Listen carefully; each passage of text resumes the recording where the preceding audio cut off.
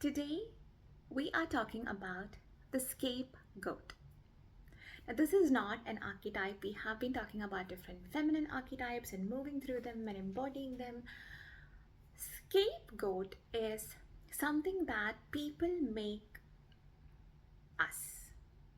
So, scapegoat is uh, a situation that I am very, very deeply familiar with. Now, before I proceed with the video, I want to tell you this is not for you to blame someone else. This is not for you to run away from your own um, inner work. This is not for you to use as an excuse from doing your shadow work. In this space, we do feminine healing, feminine introspection, but we have masculine structures of creating the schedule, taking the actions, and getting the results. In none of this, we are using the content here to diagnose oneself or others. We're not using this to blame ourselves or others. This is just to create more self awareness. Now, once you finish watching the video, what do you do with this content? You take this content into your journal. You take this conversation here, maybe the comments, all of that, into your next therapy session. You could speak with your therapist. You could take this to your meditation below. You could take this to your self-development journal. There's so much you can do. See, when we don't know we have some kind of food intolerances, we go and eat the same thing again and again. But then when you get a test and realize, oh, I'm actually lactose intolerant, you can completely avoid all lactose products and start feeling better, right? So this is just creation of awareness. This is a very important thing to say before I talk about the scapegoat. I have notes so that I'm not blabbering about. Okay, this is a very tender thing to talk about for me because I'm feeling quite tender in this point. I was traveling and there was a move and all of that. You're still settling down, and I am someone who's been scapegoated in a lot of scenarios. And I have been in situations where I could see somebody else was becoming the scapegoat. So I have experienced being a scapegoat and I have seen somebody else being used as a scapegoat. And so this is all too familiar, all too raw. So let's have a lot of compassion when we move through this. You are here because someone or a lot of someone decided, a lot of someones decided that they were perfect and you were the problem. This can happen in families. This can happen in, like workplace, like corporates. A lot of toxic traits bring a lot of toxic people together and they create a lot of dysfunction, emotional dysfunction, okay? And then out of that, there will be one person who is saying, that is not right. You shouldn't have spoken like that. This is inappropriate, right? This person is very self-aware, emotionally aware, can stand up for themselves. They have a level of strength to them. And because of this, the whole group, whether it's the family, whether it is the workplace, or whether it is like, I don't know, like a dance class, whatever, the people over there think it's easy to shift all the blame to you. Something goes wrong, it's because of you. How dare you speak like that? You're too dramatic, you're too much, you're too sensitive. All of these things, they blame you, they vilify you. And the reasons is, if I say you are the problem, I am shifting all that thing onto you.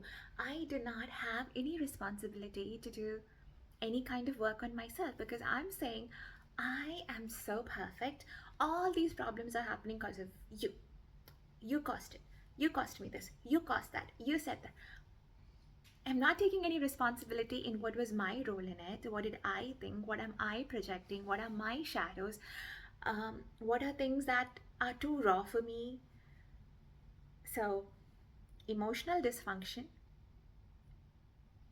a lot of people not taking responsibility for that, blaming it on one person. That person becomes the scapegoat. Now, the kicker here is scapegoat is usually the person who's most aware that something isn't right. The one who is like, hey, I don't think it's okay for dad to be so disrespectful to mom, especially in front of guests. And the whole family just turns around and looks at you like, you are the problem. You are too sensitive. Mom didn't have a problem. It's just accepted that women in the family get disrespected. You saying that everyone deserves respect is the truth, right? The morally right thing. But it's very easy for everyone to blame you because mom didn't complain about being disrespected. Mom didn't complain about all the sacrifices she had to do. Mom is ready to take on everything that is wrong, all the blame, and you, what are you trying to do? Do you see? Do you see how this works? Okay. Now, why they picked you? A lot of times, as I mentioned, the emotionally aware one, the one who is speaking up, the one who is standing up, the one who is thinking outside of the norm, outside of the box, they will be scapegoated because that's how it is. Because when a family or any group is living in denial or dysfunction, truth tellers are very dangerous. You are gonna irritate so many people by speaking the truth. You are a living, breathing reminder that things are not as perfect as everyone wants to pretend. So, we are a perfect family, but it could be the family where the mother has always been disrespected. The mother never eats properly, she never gets to sleep properly, she's always sacrificing, no one cares for her, but it's just accepted, and the facade always needs to be maintained that we're a happy family. In that case, when the daughter speaks up that, wow, dad is a woman hater, and he is projecting all of those thoughts onto you and I, and dad, you need to respect her. Now, all of a sudden, the daughter who speaks up like that becomes the scapegoat. Now, so we have understood what is the scapegoat, who gets chosen, and you might have realized if you are a scapegoat or are you using somebody else as the scapegoat. Okay. The emotional aftermath. When you experience this in life, especially in your childhood, and if this is the family dynamic, you go through this thing where you're walking on eggshells. You will always doubt yourself, but you would also know that you're right. There is this sense of weirdness, there is this sense of vigilance, a sense of guilt. For me, even now, it shows up as something was wrong, and I'm thinking, wait, what was my role in that? I felt that, I said that. Am I the problem? I will also doubt the feelings I am having, as in, because I'm so used to me being the one who is vilified. If 10 people are standing together and saying that I am the problem, then somewhere, are they right? There is an element of gaslighting happening there. You have been gaslit for so long that even when they are not there, you start gaslighting yourself. It could be very subtle, but there is an undercurrent of that. In some cases, it affects people's attachment style. I'm very happy that I have always journaled. I have journaled things the way they happened, so that when someone tries to tell me, no, that's not how it happened. No, that's not what that person said. No, I didn't hear that. It's okay. I have the journal. I started journaling at the age of 7. All kinds of grammar mistakes, all the kinds of spelling mistakes.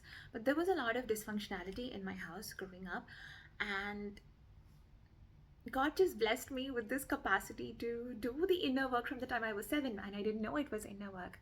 So it's journaling. Like if I met someone and there was a conversation, I would go back and write about exactly what happened. Once I write exactly what happened, then I would mention how did certain things a person said, or their expression, or their tone of voice, how did that affect me? So then even when I think I'm gaslighting, or somebody else is gaslighting me, I have the truth in front of me. So journaling has been a huge part of my journey in understanding that there is a lot of dysfunctionality there, and instead of taking responsibility for that and working through that, those people are using me as the scapegoat and shifting the blame onto me. If they say I am wrong for speaking up and I am wrong for thinking like that and all of that, they do not have to change their self concept or their actions. So, journaling, journaling, journaling. If you feel you're in this kind of a scenario, write exactly what happens. That's the first step. First, you write exactly what happened. This person yelled, that person yelled, you said this, blah, blah, blah. And then you write about what did you learn from this? What did you take away from this? What is your thought on this? Don't just simply write your thoughts, but write the scenario exactly. Why is that important? Tomorrow, when everyone is trying to change the narrative, you got the whole thing right. No, no, no, that's not how it happened. She didn't do anything. This person started yelling, and after a couple of minutes, she got up and she said she can't take this anymore. That is how this whole thing happened. Understood? So, so now you know how to deal with it. Now, in attachment issues, it could make someone very anxiously attached, where, say, a friend is not feeling like talking to you today, you might think you did something wrong because you grew up in a situation where everyone said you were the mistake, you were the wrong person, you were doing the wrong thing, and you were the problem. So in this friendship or even in romantic relationships, you will show up as someone who's very anxious and, oh my god, this person is not responding to me. This person, are they ghosting me? Am I the problem again? Oh my god, am I being abandoned again? Are they blaming me? Do they think I'm the problem? You just go into that overthinking, over processing, and then thinking like, you know what, it's better to keep people at an arm's distance. So this can show up as anxious attachment. Sometimes it's a disorganized attachment. And in certain cases, not always, but in certain cases, people just feel like there is no point in me speaking up. There is no point in me getting close to someone because everyone is the same. So they turn out to be avoidance. The attachment styles we develop, whether it is in our relationships, in our friendships, it's it's not an accident. It is a byproduct of the life experiences that we have had. Um, what you're supposed to understand is, when you have been scapegoated for a really long period of time, this could also be just at work. Maybe your parents are great and you had a great family life and childhood, but later on you went into the university where things are quite toxic, or you went into workplace where things were quite toxic. There the scapegoating thing can happen, and all the secure attachment and happiness you experienced, you probably cannot take it with you because you're constantly in a situation that is very bad for you. One of the first things you have to do is exit the situation rather than thinking you can stay there and change everybody else. It's like standing in a very polluted environment and thinking that you're wearing a white shirt and that white shirt of yours will clean the environment. No, sorry, you will get soiled. So, if it's a very toxic and polluted environment and it is going to cost you your sanity, first step is to exit. Second step is you labeling it for what it is. Third step is you doing the work, being with a therapist, doing the affirmations, doing EFT. If you want, I can do an EFT tapping because I have been EFT tapping with a Lewis Hayes style affirmations to rewire my scapegoating, being a scapegoat and having witnessed somebody else being a scapegoat scenarios, and it's very, very empowering. So I'm gonna see how this video lands for you and what the conversations are in this comment section, and based on that I could do an emotional freedom technique, which is tapping on the certain points of your body and saying certain empowering words so that you do not give your power away anymore, and what happened to you doesn't define you, and you get to cut the cords from all of these people and all of these situations and start fresh and be fully like in your power. So let me know in the comment section, what do you think about it? Let's go back to the notes just to check if I have covered most of the things. Okay, healing from the scapegoat thing is, you have spoken up so much during those situations and they invalidated you. You could have a wound of, what's the point of me talking? No one listens to me. What I say is not valuable enough. This is a wound I have carried for a really, really long time. And even now, sometimes it resurfaces if I don't get enough views, or if I don't get any comments, and if I don't get any new subscribers. I'm like, oh, maybe what I'm saying is not valid enough, it's not valuable enough, and my voice doesn't matter. And those are the moments where I have to sit down and do the inner work. I have to give a huge shout out to this wonderful person and this wonderful comment. This comment is the reason why I came back, even though I was still feeling quite raw and tender, and I'm still like taking care of myself and still settling down and all of that. So, yeah, inner work, healing, everything happens in layers. So, first step out of the situation, do not think you can change everybody else. In fact, when you're in a polluted environment, everything else can pollute you. Sometimes having boundaries looks like you physically exiting a space. That's what I think. That's always worked for me. Another way in which I have dealt with scapegoating is when somebody starts speaking in a particular way to me. I'm able to label, is this their shame? They are projecting their shame onto me, they're projecting their guilt onto me, they are blame shifting onto me so that they do not have to take responsibility. So when I label that thing that they are projecting onto me, through their words, through their actions, through the tone of their voice, through their expressions, all of that, when I label this is what is happening, they're projecting blame onto me, they're projecting shame onto me, they are projecting their own unprocessed dysfunctionality and emotions, everything onto me, I can deflect it. Like, I don't have to take it on, I don't have to take it and put it in my backpack and like carry that all around and this becomes my entire life story. Like, no, that is their laundry, they have to wash it. That is their garbage, they have to throw it. I'm not taking their garbage and carrying it in my backpack and calling it my fate. No, this is other people's inner work, and let them do it. I believe everyone is capable of doing their own work, and I stick to my path, my values. And in this process, whoever I meet, I will be authentically myself. And some people are for me, and some people are not for me, and I'm okay with it. When you actively become comfortable in recognizing the pattern, exiting the patterns, doing the inner work, labeling it for what it is, ensuring you're not taking on their garbage, their laundry, dirty laundry, you are doing super well in life and you are healing the scapegoat pattern. Now, every time the wound of I am not enough, I'm not doing enough, what I say is doesn't matter, what I do doesn't matter, when that is rising up inside of you, realizing that this is an aftermath of having been the scapegoat for so long in this scenario, in the family, in the workplace. And I matter, my voice matters, what I say matters, my healing matters. Again, you are reclaiming your energy. I want to do an EFT tapping, but already the video has gone like 20 minutes long. If you want a tapping, let me know in the comments. I'll definitely make a separate video for that. Just know that you were never the problem. A lot of times we are the people who show the mirror to others. If they don't like what they're seeing on the mirror, they're actually seeing their own reflection on the mirror. You can't get mad at the mirror for what you're seeing.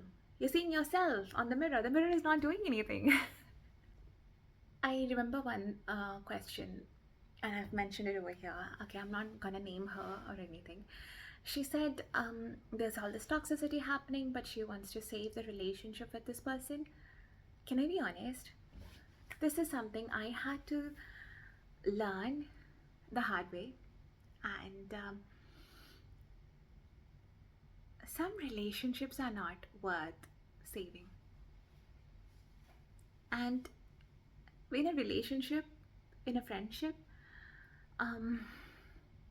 you can't be the only person who's putting all the effort. You're doing 100%. If the other person doesn't change, doesn't show up differently, there's a limit. There's a limit. And you just have to have the awareness, and you have to be healed enough to realize who is worth, being in your life, and to whom should you say bye. And if you have done a lot of healing work, you would know who, which relationship is worth saving. Sometimes there's no relationship. It's just a fantasy that exists in your head. And when you heal, you realize, oh my God, that was crazy. And that's fine. That's why healing is very important. Therapy is very important. Doing your journaling, your meditations, nervous system regulation, understanding your attachment style, understanding your MBTI to see how you are processing the world, digesting the world, Enneagram, all of these self-development, self-awareness, discovery rabbit holes are super important, because you really understand who you are, you understand the other person, and then you start seeing the dynamic between you both, what is playing out. You can really see things super, super clearly. So before I end the video, I just want to talk about one more thing. This was like 11 years ago. I had given birth. I was alone and my husband was working a lot. So it was just me and my little one. There was no food. I had to like hold my little one and cook food. If I eat outside food, or if I eat like yesterday's food today, I would just have digestion issues. Obviously, I had just given birth and I'm still breastfeeding. It was difficult to take showers because my little one just wouldn't sleep, and yeah, it was a lot, and I was not sleeping enough. I'm like getting 2 hours of sleep, 1.5 hours of sleep, and that's it. So very, very vulnerable, very tender kind of a stage. And this person who was with whom I had a particular, this family member, okay, who did scapegoat me a lot, still does, blames me for everything that goes wrong in their life, and is a woman hater. This internalized misogyny, and it's not even internalized misogyny, it's like actual misogynist, like things women are the problem and all of that. So my husband was talking to this person, and my husband tells this loved one of mine that, oh, I think Soumya is going through postpartum depression. So I think the speaker was on and I was listening to the conversation, and I'm just feeding my son and kind of falling asleep and still hearing the conversation, and the other person responds, who's my blood, my relative, like not just relative, this is my blood, okay? And the person says, oh, just don't bother, she is a lot of drama, that girl is a lot of drama. And in that moment, when I was holding my little one who was like 10 days old, I was still bleeding, and I had like when you don't when your breasts are not fully empty from the milk ducts get, what's the word I'm looking for, swollen, I think. And there's a lot of pain, so I was in that pain, and I wanted my little one to drink properly. My little one was not latching on properly, so I was like pumping milk out. It was a lot. And in that stage, when I heard that person saying that, I believed it. I believed that something is so terribly wrong with me.